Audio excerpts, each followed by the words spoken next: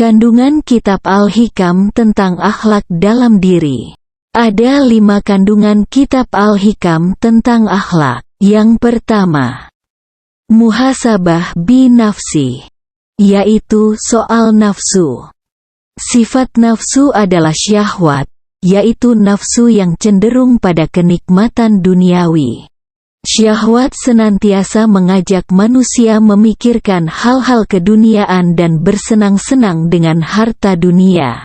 Hal itu dapat membuat manusia hanya memikirkan bagaimana caranya untuk mendapatkan kenikmatan dunia dan lalai mengenali nafsu yang ada dalam dirinya sendiri. Apabila seseorang tidak mengenali sifat nafsunya selama di dunia, maka dapat membuatnya tersesat di akhirat kelak. Dalam surah Al-Isra ayat 72 Allah berfirman, "Dan barang siapa ketika di dunia buta, tidak mengetahui sifat nafsunya, maka di akhiratnya juga buat." Untuk mengetahui nafsu dalam diri, seseorang haruslah selalu berpegang teguh pada syariat, melakukan riyadah, bermujahadah dan menjauhkan hati dari mencintai dunia dan sifat-sifat tercela. Dan kandungan Kitab Al-Hikam yang kedua yaitu tawadu.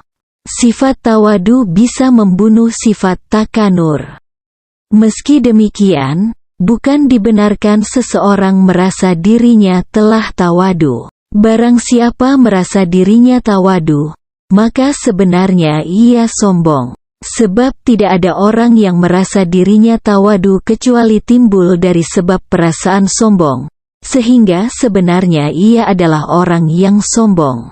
Seperti dalam firman Allah di surah Al-Isra ayat 37 yang berbunyi, "Dan janganlah kamu berjalan di muka bumi ini dengan sombong, karena sesungguhnya kamu sekali-kali tidak dapat menembus bumi dan tidak akan sampai setinggi gunung." Apabila seseorang taat namun menimbulkan perasaan sombong, memuliakan diri dan membanggakan diri, maka hakikatnya tidak ada ketaatan yang ia lakukan, karena sifat mulia dan agung hanyalah sifat alan. Kemudian kandungan Kitab Al-Hikam yang ketiga yaitu merenungkan hal ihwal penciptaan manusia dapat membuka jalan bagi hati untuk dapat rela dengan takdir yang diberi ke Allah. Karena manusia diciptakan bukanlah atas dasar kemauan dan ikhtiar manusia itu sendiri. Lalu Allah menetapkan rizki bagi masing-masing manusia jauh sebelum manusia dilahirkan ke dunia. Maka dari itu, tidak patut bagi manusia untuk terlalu khawatir dalam memikirkan urusan rizki. Seorang yang beriman hendaknya selalu merasa bahwa apa yang didapatkannya, baik itu kondisi ekonomi ataupun yang lainnya, telah diberikan oleh Allah sesuai usaha masing-masing hambanya dengan sempurna. Sehingga dalam mencari rizki, manusia akan senantiasa jauh dari sifat rakus dan menerima apa yang telah diberikan Allah padanya. Kandungan Kitab Al-Hikam yang keempat yaitu zuhud. Dalam dunia tasawuf, zuhud dikenal sebagai salah satu makam dalam tasawuf.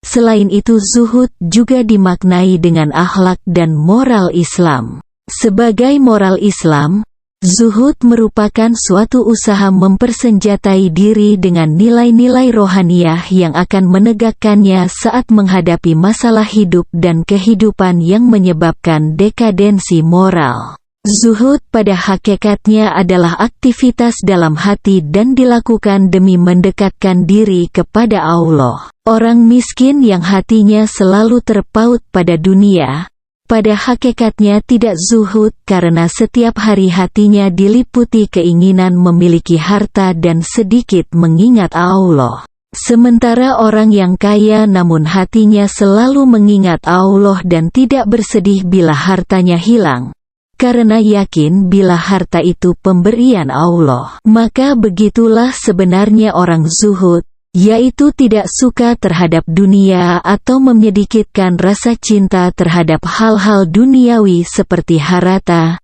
pangkat, dan jabatan. Maka ketika ia beramal, Amal tersebut hanya karena Allah, bukannya untuk mendapat pujian dari orang lain.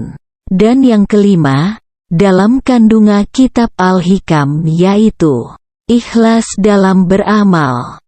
Setiap amal ibadah itu memiliki ruh, yaitu ikhlas. Dalam beramal, hendaknya seseorang melandasi dengan niat yang benar-benar ikhlas karena Allah. Dalam sarah kitab Al-Hikam dijelaskan ada 3 makna ikhlas. Yang pertama ikhlasnya abidin, yaitu dalam beramal yang masih menganggap bahwa amal tersebut darinya untuk Allah dengan mengharap pahala dari Allah. Yang kedua yaitu ikhlasnya muhibin, yaitu ikhlas yang masih menisbatkan amal pada dirinya.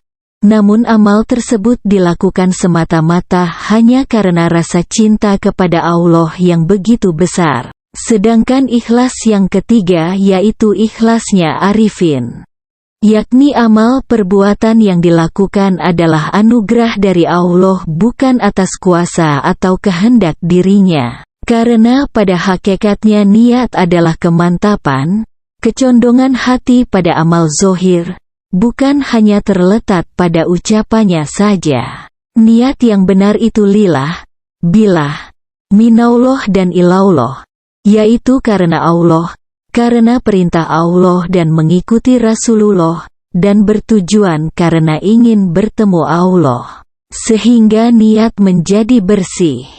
Demikian kandungan kitab Al-Hikam tentang akhlak pada diri sendiri. Semoga bermanfaat.